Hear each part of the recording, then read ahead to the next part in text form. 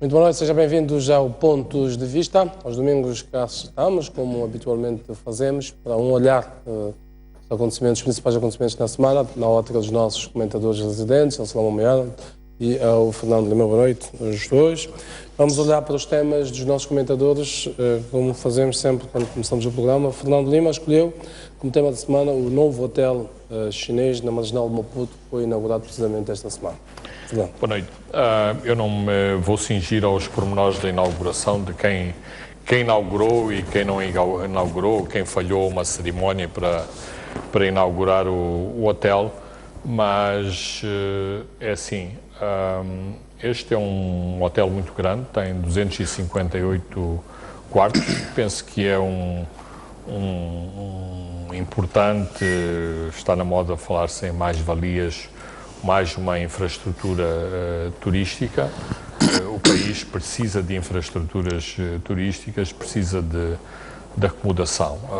Penso que é indiscutível esse ponto de vista, se calhar o timing da sua finalização não é o mais apropriado. Agora, eu acho que também deve haver preocupações estéticas e preocupações ambientais em relação à forma como são autorizados estes empreendimentos, a sua localização, a sua própria arquitetura.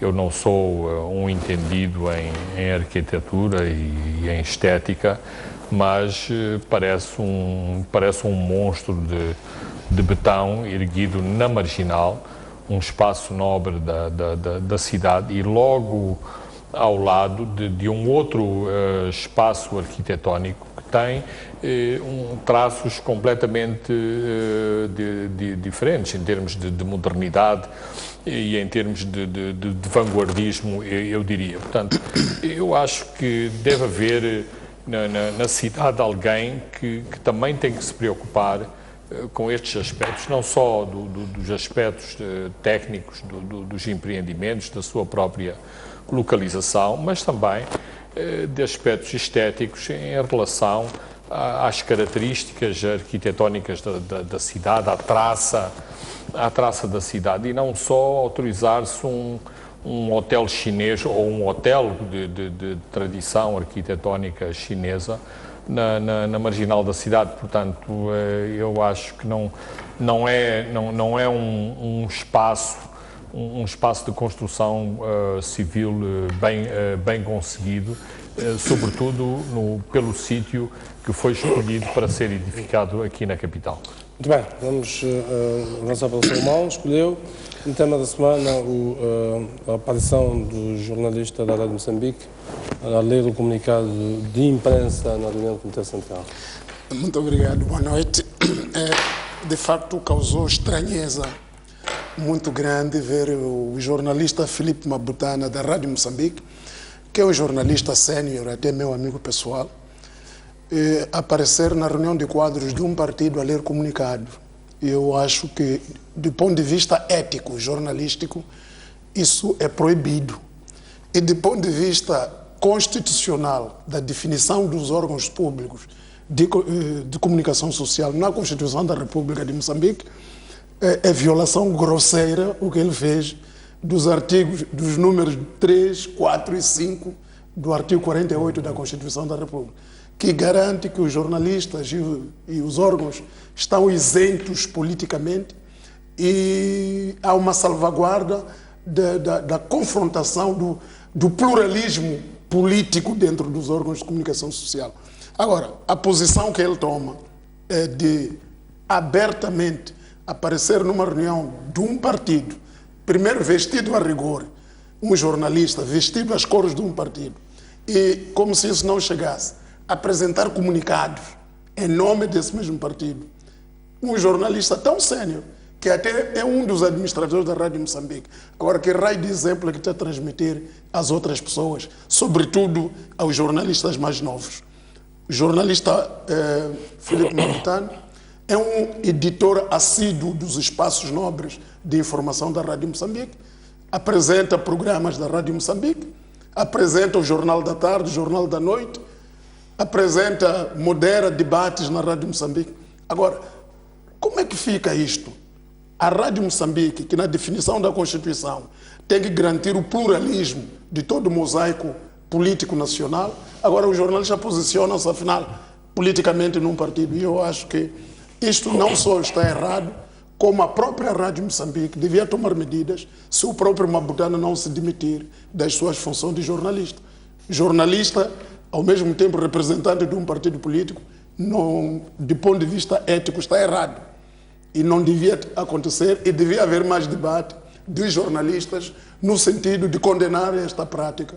E o Partido Frelimo não tem falta de quadros com capacidade de boa leitura para apresentar comunicados. Não precisa de ir buscar um jornalista, ainda por cima no ativo, e para aparecer acoplado à cor política de um partido. Não estamos a dizer que o Mabutana e o outro não têm direito de serem militantes do Partido Frelimo.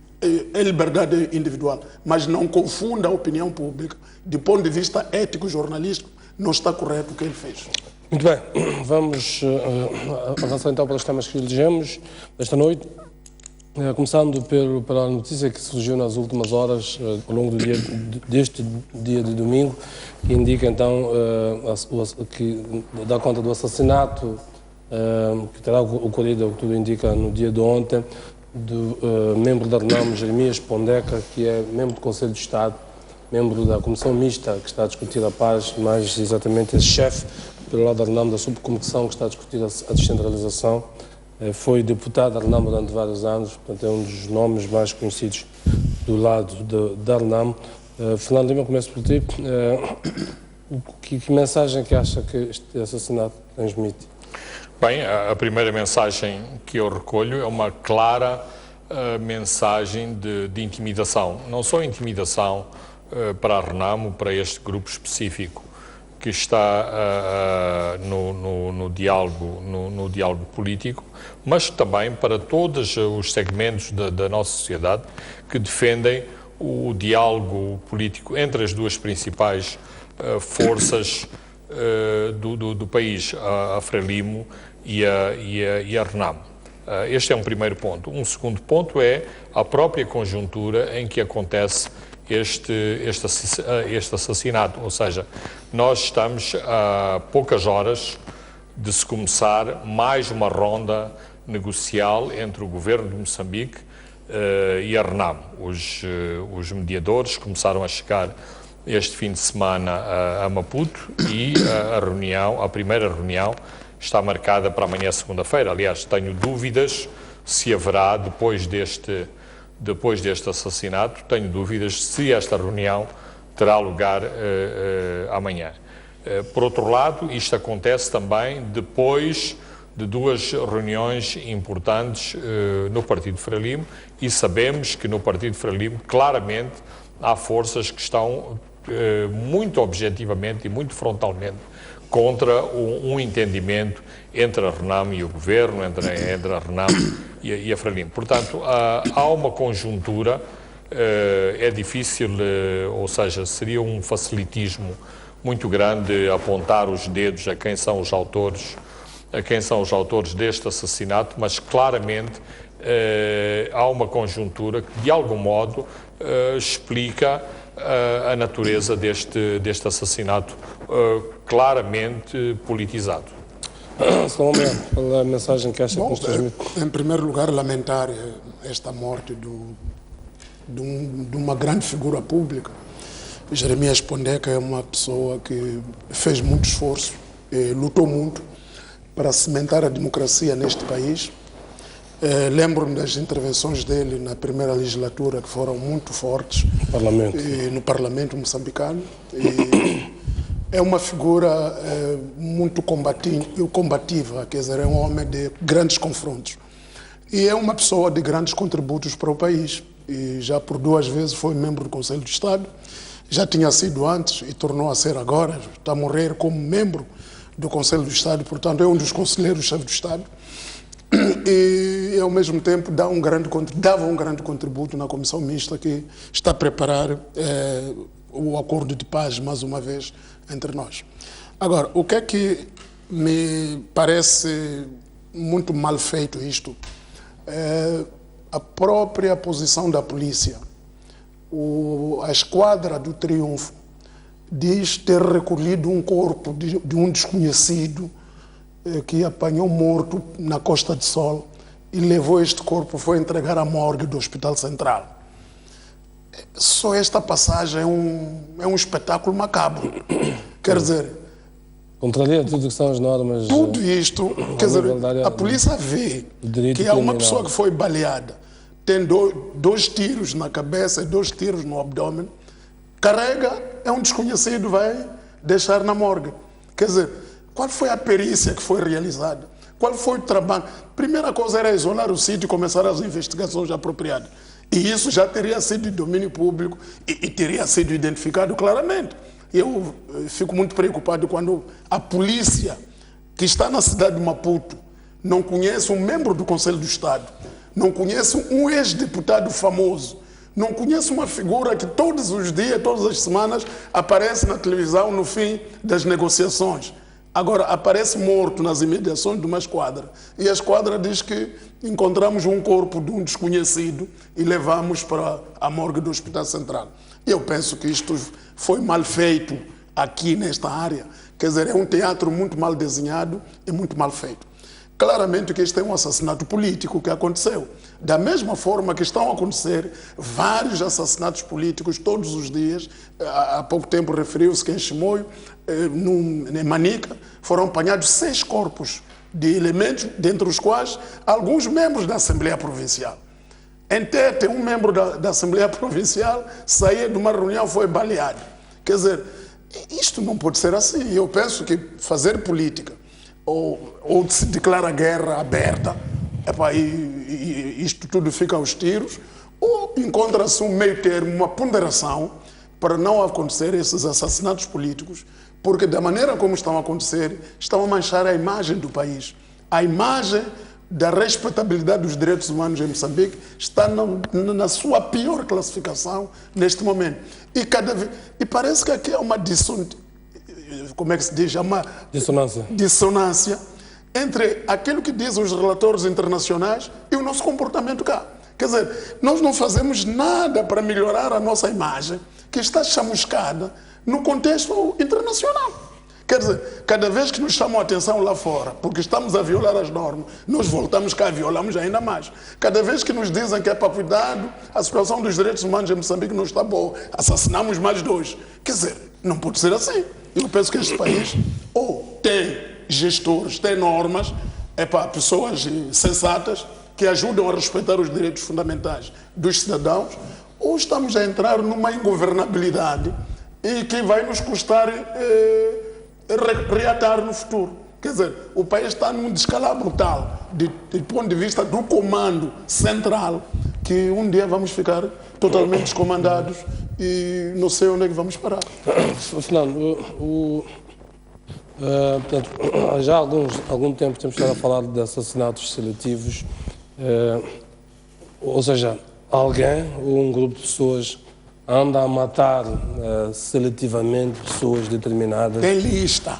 Pois, eventualmente já terá. Num Estado que nós dizemos, um Estado de direito, como o nosso, sem que a ação do Estado, no sentido de inverter esta tendência destes cidadãos, sejam eles de um partido A, partido B, são cidadãos moçambicanos acima de tudo. Quer dizer que o Estado é incapaz, haverá uma força paralela ao Estado que estará a fazer tudo isto completamente à revelia do Estado? Como é que interpreta? Possamos estar a ver isto? O Michel Cayenne, que é um investigador francês, conhece bem a realidade moçambicana, falava alguns meses atrás da América latinização do conflito moçambicano com este aparecimento sinistro dos esquadrões da morte. E o assassinato de Jeremias Pondeca não me parece muito diferente daquilo que aconteceu em Tete, que aconteceu em Manica, que aconteceu em Sofala, e mesmo de alguns atentados, nomeadamente o atentado contra o secretário-geral da Renamo, o atentado contra a chefe da bancada parlamentar da Renamo em Climane. E esse elemento do desgoverno, ou seja, de um Estado dentro de um Estado, também me parece evidente, ou seja, que há uma força que atua com privilégios ou com liberdades que o desresponsabiliza de uma estrutura de Estado que obedece a comandos e diretivas específicas. Nós não nos podemos esquecer de que o líder da Renamo foi alvo de dois atentados, cuja autoria até hoje não é conhecida publicamente, embora todos suspeitemos de quem fez estes dois atentados, e sem que houvesse um pronunciamento oficial, quer do poder político, quer do poder judicial. Não são conhecidas, inclusivamente, quaisquer investigações ao nível da Procuradoria da República em relação a estes dois atentados. Portanto, isto encoraja a que haja outros atentados. Isto encoraja a uma política de olho por olho, dente por dente. Porque, assim, hoje é o secretário, o membro do Conselho de Estado que foi assassinado. Amanhã pode ser um secretário do Partido Frelimo, no Dondo, em Amatanda, na Gorongosa, e a lógica é a mesma. Por isso que o bispo da Beira, ainda esta semana, dizia que era preciso rasgar as listas dos dois lados para estes assassinatos políticos seletivos. Só quando olhamos para esta lista, começa já a ser enorme de gente assassinada, ou que foi vítima de atentados. O juiz Stark, Paulo Machado, o juiz Vilanculo, o procurador Vilanculo, o juiz, como é que se chama o outro juiz, foi aliado a... Machado. Não, o juiz... Vilanculo.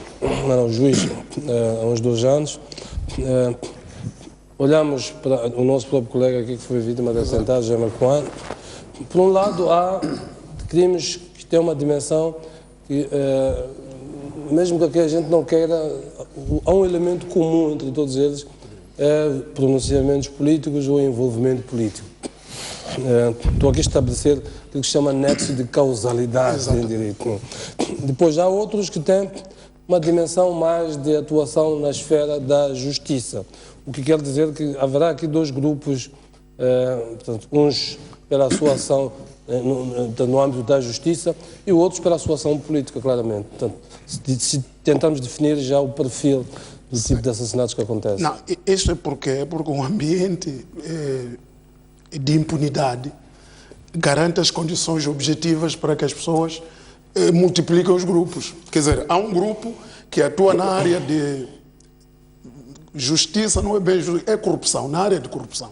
Quer dizer, temos um grupo que mata porque não cedeu, porque não deu aquela coisa que eu queria, porque vendeu o produto X para o fulano, não deu a mim. Então, mas esses grupos todos vão se multiplicar mais porque o ambiente jurídico legal é propício para que isto aconteça. Quer dizer, não temos nenhuma investigação policial séria que já tenha trazido a público algum destes assassinos que matam pessoas. Não temos nenhuma evidência de quem é que está a fazer isto. Mas nós sabemos, porque até já foi publicado num jornal uma entrevista de um desertor dos Esquadrões da Morte, em que ele revelou haver listas de pessoas que vão andar, que vão ser fuzilados, vão ser executados. Agora, como é que fica o Estado? Como ficam as instituições quando há um cidadão que é morto e não há nenhuma investigação? Não há nenhuma investigação, não há nenhum resultado da tal investigação. Porque se formos a perguntar à polícia, vai dizer que estamos a fazer o nosso trabalho. Só que este trabalho... Já há pistas, inclusive. Já há pistas, mas essas pistas nunca resultam em nada. E isso, como não é a primeira vez, não é a segunda, não é a terceira vez, fica claro que ou a polícia recebe instruções para não investigar, ou a polícia sabe quem está a fazer isto, mas não pode tocar. Então, um Estado assim é um Estado gangsterizado. Quer dizer que nós estamos a fingir que temos a proteção do Estado, mas na realidade o cidadão não tem nenhuma proteção do Estado.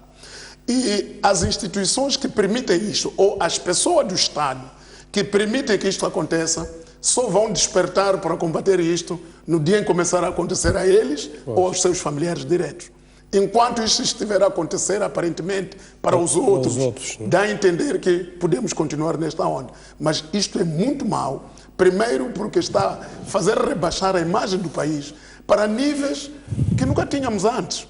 Quer dizer, nós já tivemos aqui vários processos, já tivemos, mesmo no tempo da própria guerra, não tínhamos estes assassinatos desta maneira. No tempo do SNASP, não tivemos assim, da maneira como está a acontecer isto. No tempo do SNASP, que as pessoas chamavam polícia tenebrosa, ou que mais, não tivemos isto. Agora, como é que hoje, num ambiente aparentemente democrático, onde temos a Constituição da República, temos várias leis, temos uma polícia melhor, ou devia ser melhor preparada do que a polícia daquele tempo, porque agora já temos uma polícia que tem uma universidade, que sai da universidade. Mas, entretanto, a nossa polícia, apesar de ter esses diplomas todos, não consegue esclarecer um crime que acontece às 6 da manhã.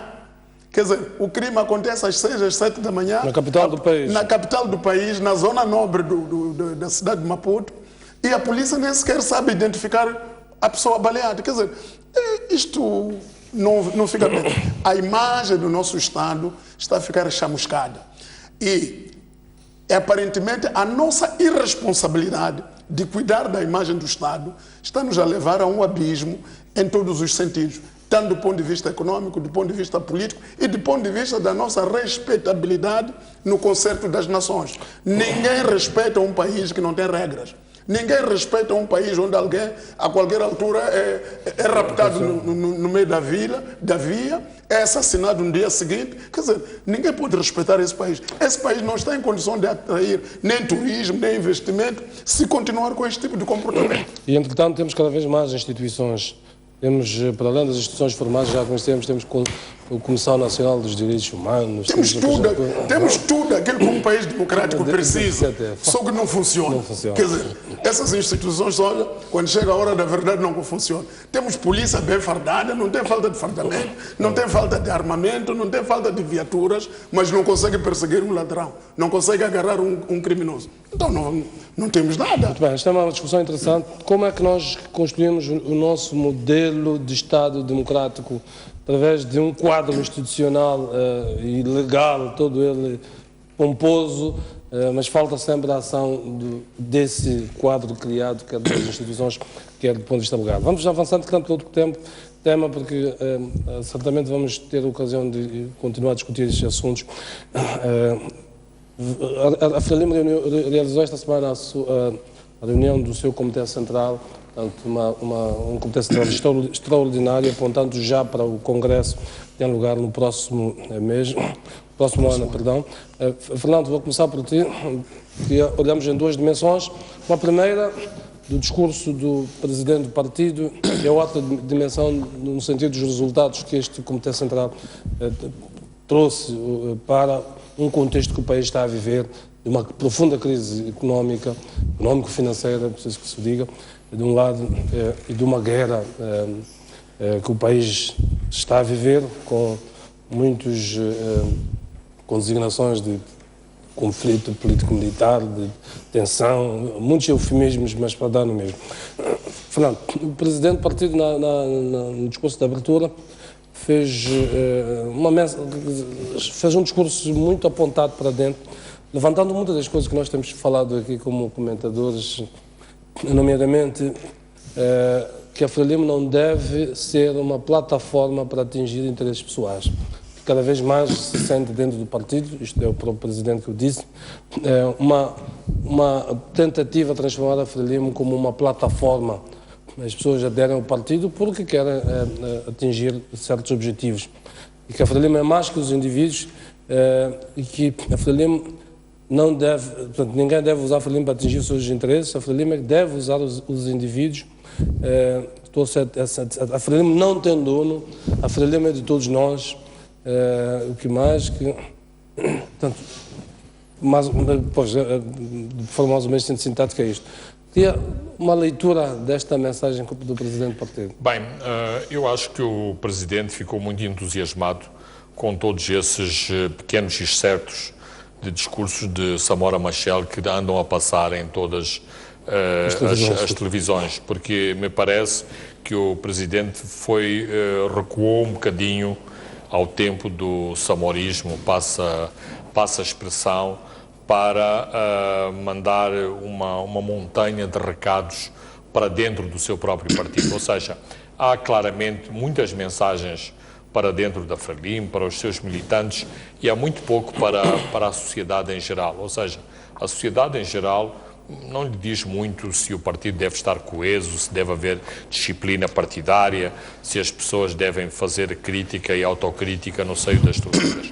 As pessoas da nossa sociedade estão preocupadas com a paz e com a crise económica e, de algum modo, pensam que se órgãos, quer consultivos, quer de natureza executiva do partido que está no poder, se reúnem, deve haver claras diretivas, claras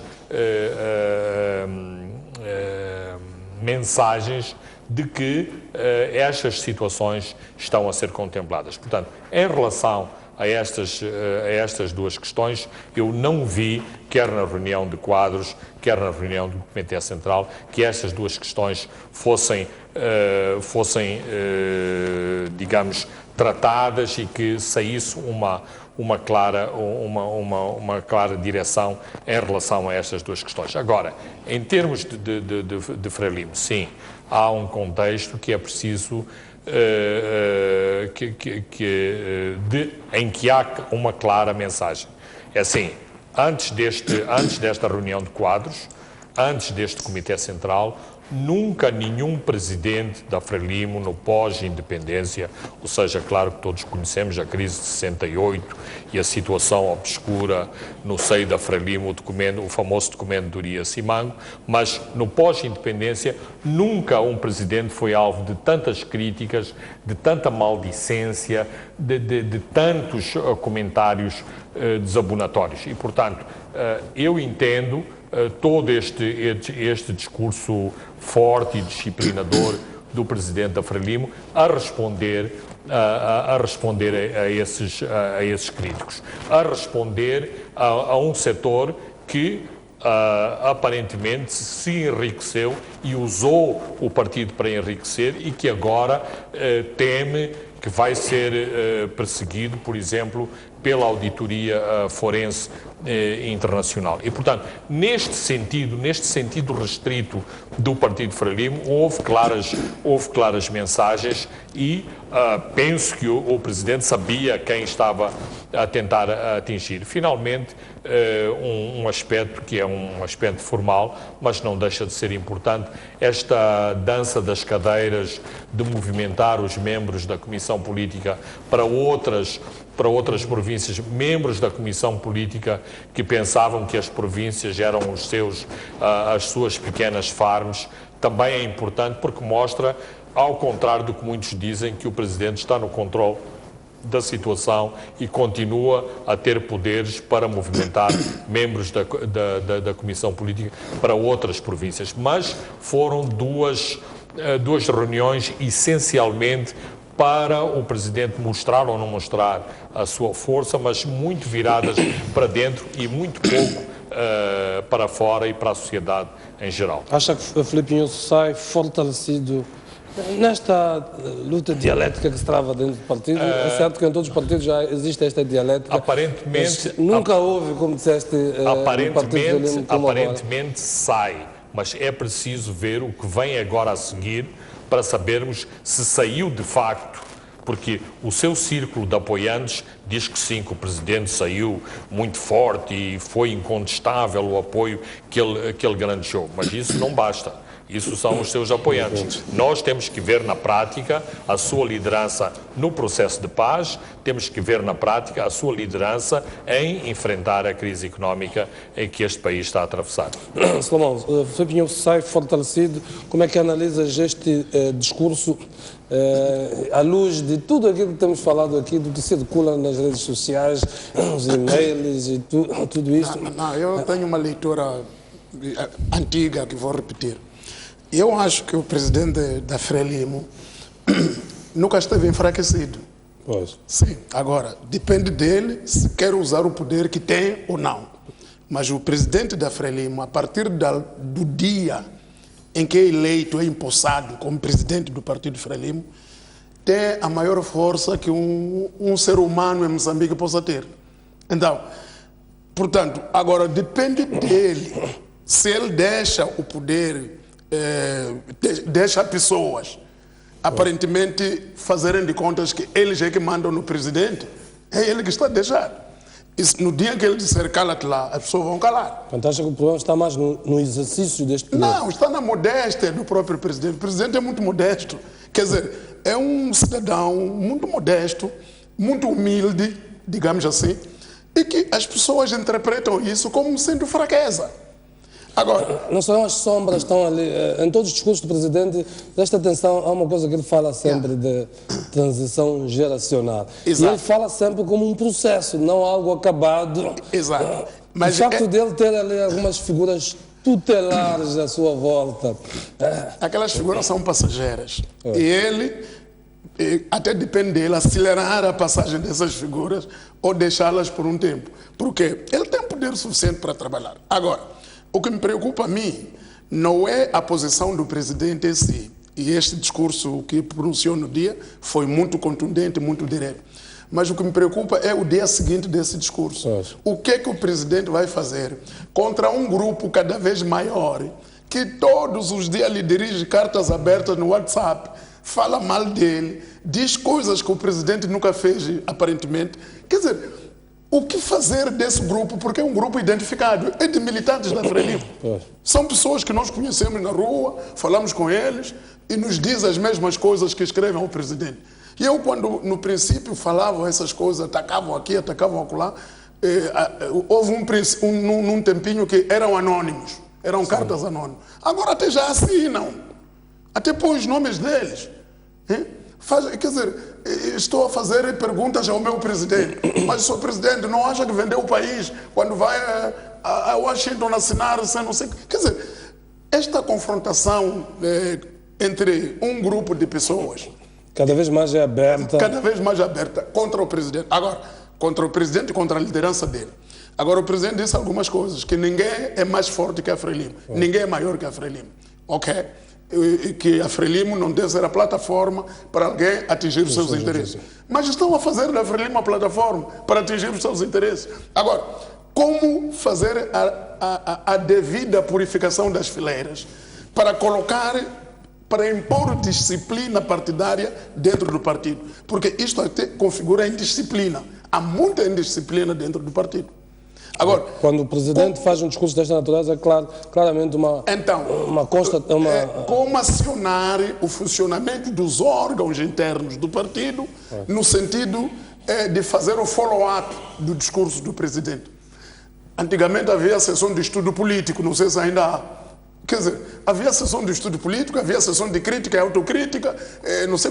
Agora, esses elementos todos dentro do Partido Frelimo, será que ainda existem? Não existem. Porque pessoas que nós vemos representadas, que até nas imagens vimos, estavam ali na reunião de quadros, são as mesmas pessoas que depois escrevem cartas anônimas e cartas abertas ao presidente. Então eu penso que é preciso fazer o follow-up, pôr os órgãos internos do partido a funcionar, mas a funcionar dentro de uma disciplina partidária claramente definida e não permitir indisciplina. Agora, uma coisa é debate democrático interno, que é saudável e é salutar, e até esse falta quando reúne, alguns desses que escrevem não falam. E outra coisa é indisciplina, andar a distribuir cartas, a falar mal de pessoas, a falar mal, avisar os ministros que o presidente nomeou, em vez de dizer ao presidente, lá, camarada presidente, o ministro fulano e fulano deve ser exonerado porque não presta. Estavam na reunião do quadro, não falaram, não enfrentaram o presidente. Mas de cá fora vão escrever cartas ao presidente a falar dos ministros do presidente. Eu acho que há qualquer coisa que tem que ser feita. E eu repito, é preciso purificação das freiras no seio do Partido Frelimo. Nem todo aquele elemento que diz que eu sou Frelimo, eu sou da Frelimo, tem coração dos militantes da Frelimo. Portanto, houve essa coisa de que somos 4 milhões de militantes, o Frelimo tem 4 milhões. Eu já chamei a atenção no tempo do secretário-geral Paúne que esses 4 milhões, pode ser metade, pode ser militantes do Partido Frelimo, mas metade pode ser elementos que querem ir a Frelimo para ter oportunidades. É um pouco isto que o Porque a Presidente diz. Frelimo deixou de ser um partido ideologicamente político para ser um provedor de oportunidades. Se você está ligado a Frelimo, tem muitos acessos que outras pessoas não têm. Até você pode ganhar um concurso público porque é camarada X, mas o outro pode não ganhar mesmo que tenha melhores qualificações, porque não é nosso camarada. Então, Frelimo virou um provedor de oportunidades. Muito bem, vamos olhar na outra perspectiva, Fernando. Na perspectiva, quando há uma reunião desta dimensão, é por isso que os canais transmitem direto, na perspectiva de que a Frelimo, sendo um partido tão no poder, transcende, digamos, a esfera meramente partidária, há aqui uma expectativa de que tudo o que se discute lá tem repercussão nas nossas vidas como moçambicanos, nos 25 milhões de moçambicanos. Do ponto de vista desta expectativa, o que é que sentiu, Fernando, para o contexto que estamos a viver?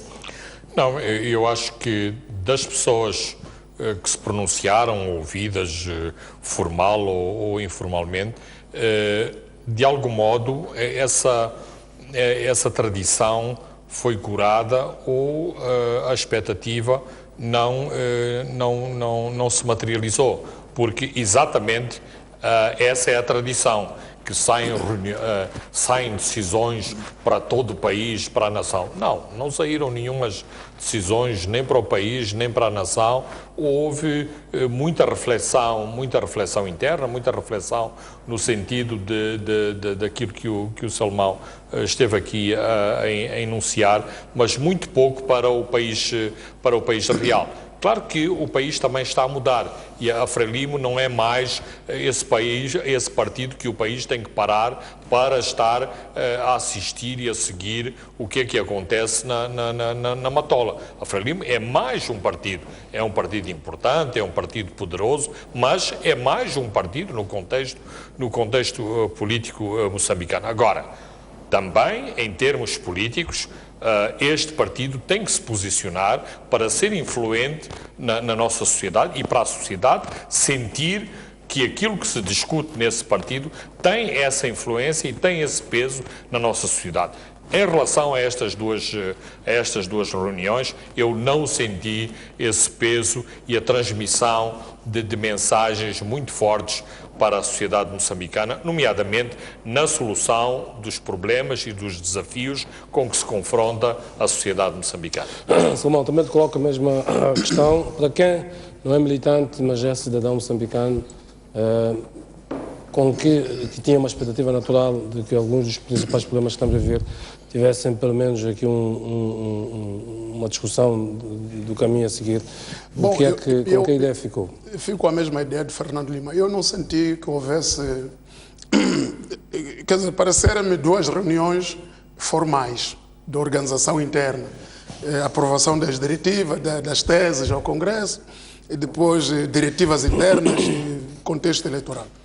O que é muita pena, porque isso custa muito dinheiro, quer dizer, e o Partido Frelimo, quando reúne, o Estado ressente-se, porque são todos os diretores muito importantes deste país. O aparelho do Estado todo estava ali, com os meios do Estado moçambicano. Estava-me a ligar um amigo meu de Xaixai a dizer: epá, o que é isto? Pô? Estou a ver aqui uma procissão de 4x4 das direções provinciais todas a caminho de Maputo.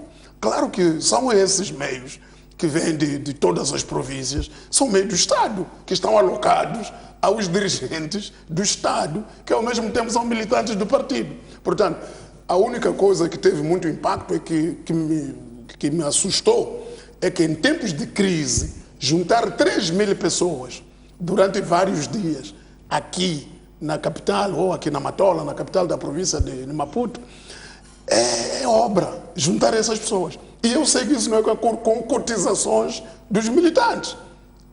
Não é a cota dos militantes que está a fazer aquilo. É um orçamento que o partido tem de várias fontes. Também tem orçamento via Assembleia, tem outras coisas que faz, tem empresas, tem instituições. Mas não deixa esse orçamento todo de também provir do Estado. Então, eu penso que do ponto de vista logístico, o encontro foi extraordinário. Claro, com uma lesão aos interesses nacionais, porque pisa o Estado. De ponto de vista de impacto político das decisões, não nos sentimos E também, mesmo os tais comunicados foram lidos, e não dizem nada. Dizem que aprovaram as teses, aprovaram as coisas. É uma reunião de organização interna. Agora, até que ponto nós podemos vir a sentir o seu impacto? É na semana a seguir. A partir de amanhã, segunda-feira, vamos ver se a atuação do partido e a atuação do Presidente da República, e que também é Presidente do partido, está mais reforçada. Mostra que é um presidente que recebeu um mandato para trabalhar, ou mandato já tinha há muito tempo, recebeu uma galvanização para trabalhar melhor do que fazia antes. Isso é que vai se mostrar. Agora, se continuarmos como estamos, vamos ter a próxima reunião do Comitê Central também para discutir questões organizacionais e o país continua aparentemente parado. Há uma coisa que devia ser sublinhada, é que os militantes do Partido Frelimo sabem, porque até são quadros nacionais de mais alta capacidade, é que se não se tomarem medidas aparentemente impopulares e medidas drásticas, se o próprio partido não é capaz de tomar e o próprio governo não tomar essas medidas, este país vai fechar as portas até ao fim do ano. Este país está a derrapar a uma velocidade que muita gente ainda não se apercebeu. As contas internacionais sobre Moçambique estão sendo feitas. Colocam-nos numa situação bastante mais grave do que nós imaginamos. Agora, nós ainda continuamos a reunir no formato anterior, no formato antigo, chamar toda a gente, fazer uma reunião grande, com muitas saudações, canções. Quer dizer, nós estamos ainda a despertar para a realidade. E eu penso que é a altura de nós despertarmos para a nossa realidade. Muito bem, Neste não é momento de saudações prolongadas, elogios mútuos, é um momento de ação, mas uma ação decisiva com uma liderança clara e evidente rumo a uma solução eficaz dos problemas do país. Caso contrário, vamos nos saudar até na cova, continuarmos a saudar mutuamente. Muito bem, vamos avançar para o terceiro ponto que temos da nossa agenda hoje. Esta semana, no meio deste turbilhão de notícias, uma excelente notícia que é o acordo da venda do gás do Rovuma.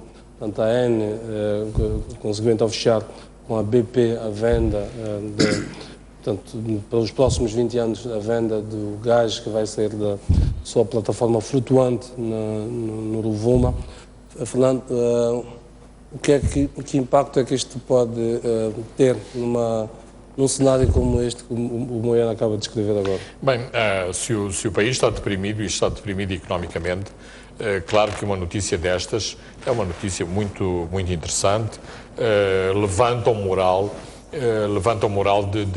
de qualquer um e vem-nos lembrar que os recursos naturais continuam a existir e continuam a existir para que os moçambicanos possam beneficiar, correta ou incorretamente, desses mesmos recursos naturais. O que significa este acordo é que quando o gás começar a ser explorado, tem uma empresa muito poderosa que garante que esse gás já está comprado. Por isso mesmo é que nos últimos 2 anos, nós assistimos a uma série de notícias da própria Anadarko, que tem a liderança da exploração do Bloco 1, de uma série de acordos que fez com empresas indianas, com empresas da Tailândia, do Japão, da China, para também comercializar o gás a extrair do Bloco 1, porque não basta,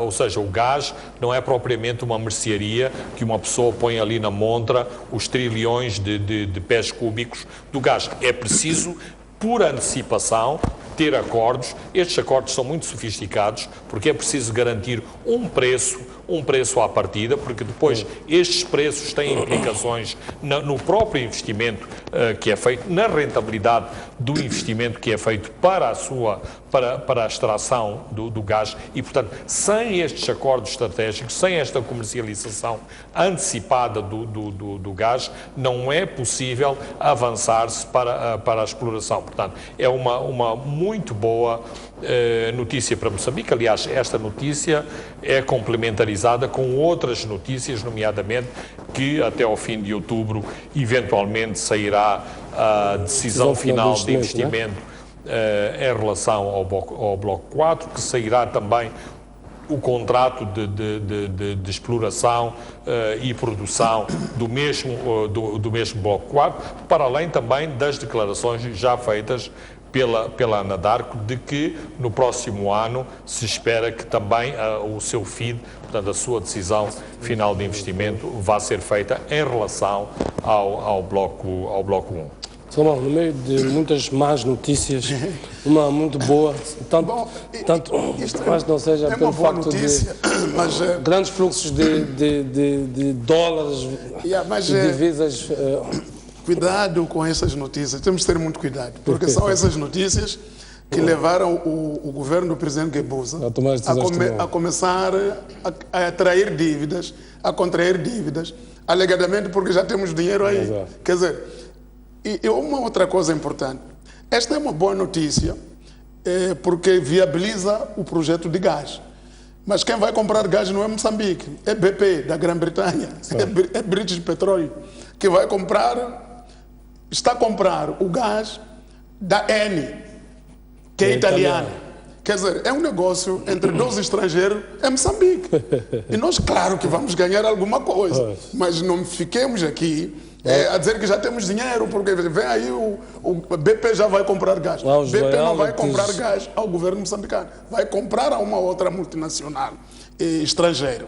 Portanto, é boa notícia, viabiliza o projeto, viabiliza os investimentos que estavam um pouco pendentes, então há condições para continuar, porque afinal de contas já se tem um cliente de longo prazo que vai comprar tudo. A própria construção da plataforma flutuante vai implicar a movimentação de grandes fluxos financeiros. Exatamente.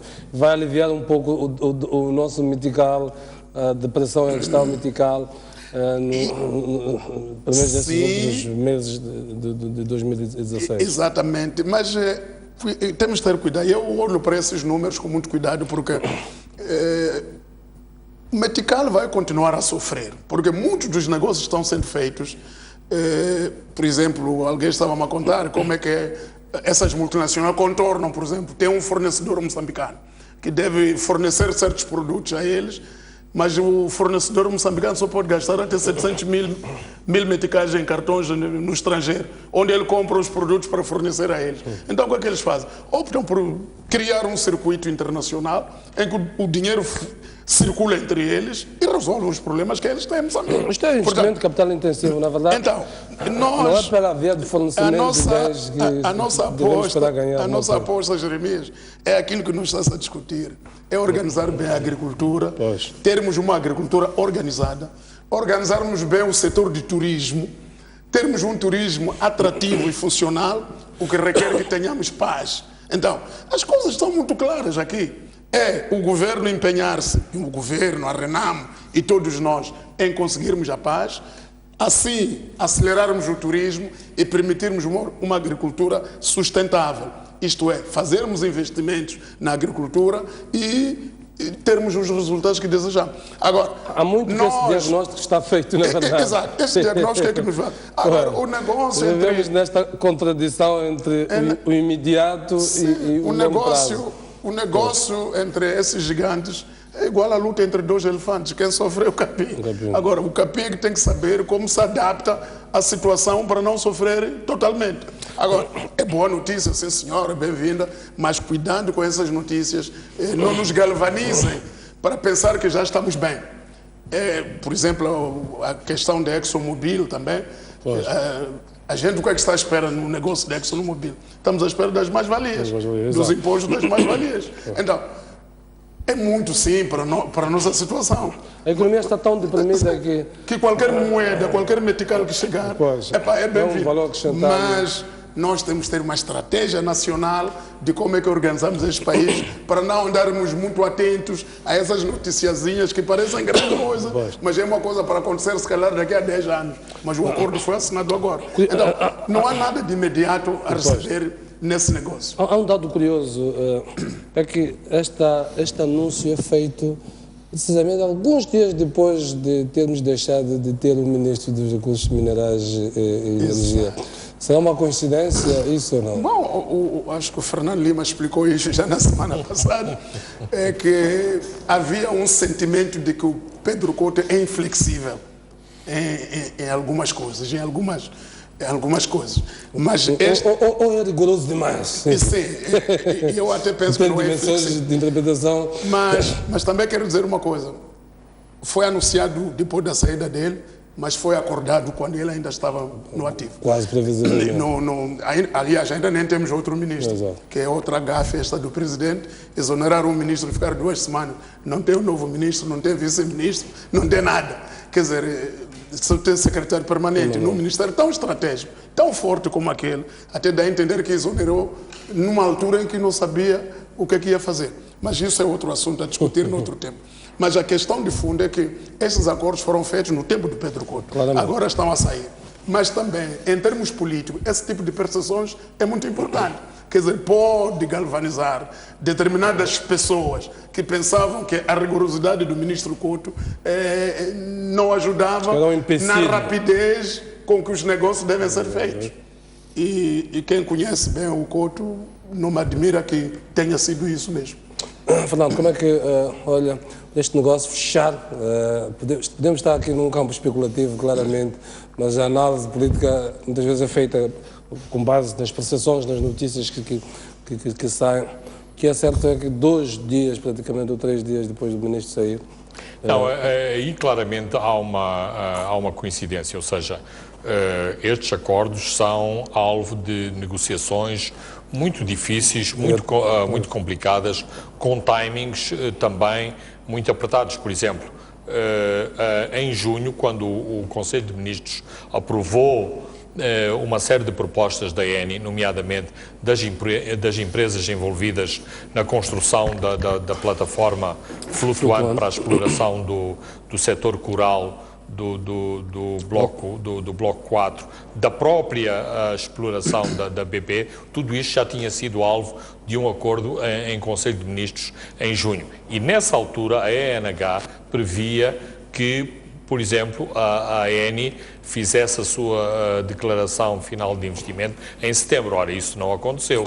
Vai acontecer agora, eventualmente, no fim de outubro, princípio de novembro. Portanto, não há um nexo de causalidade nesta questão concreta. Agora, que há uma relação, diria quase direta, entre as multinacionais, a viagem do Presidente aos Estados Unidos e a saída de Pedro Couto do Ministério, claramente, e nem sequer estamos a ser especulativos em relação a essa matéria. Como é que interpreta que o Presidente fique nestas 2 semanas sem ministro, como disse aqui o Salomão, e curiosamente não há nem sequer vice-ministro naquele Ministério?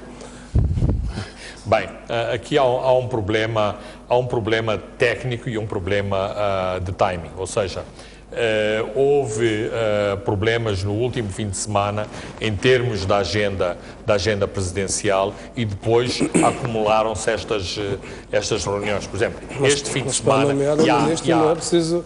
Eu sei, fazer um encontro. Quer dizer, eu estou... Ainda mais para nomear depois um ministro, depois de ter exonerado do anterior. Certo.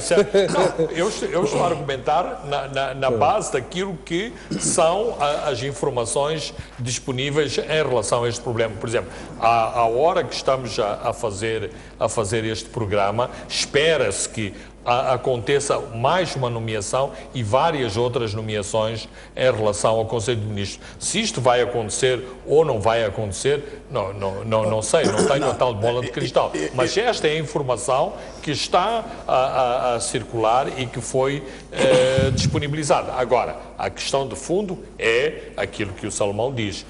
Os ministérios não devem estar uma semana sem responsável. Não é que o ministério não funciona, não é esse o problema.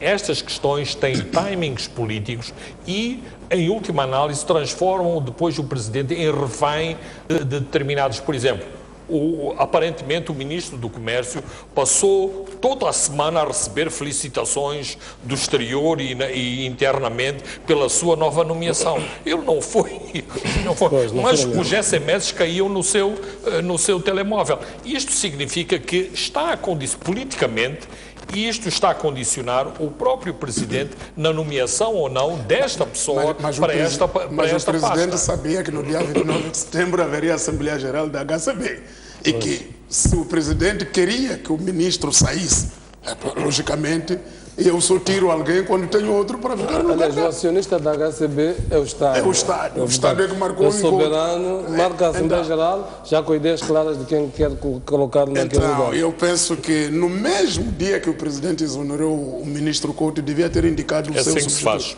Agora, exonerar o Ministro, mandar para outras coisas e deixar o Ministério à deriva, entre aspas, durante 2 semanas, isso politicamente é uma gafe. Sim. Não se faz.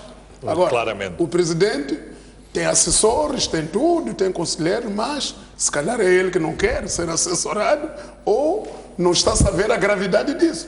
Em política não há espaços vazios. Você não tira um ministro, não nomeia outro, ficamos assim, e agora? Quem toma decisões ao longo desta semana? Há cidadãos que têm requerimentos que estão na mesa do ministro para serem despachados.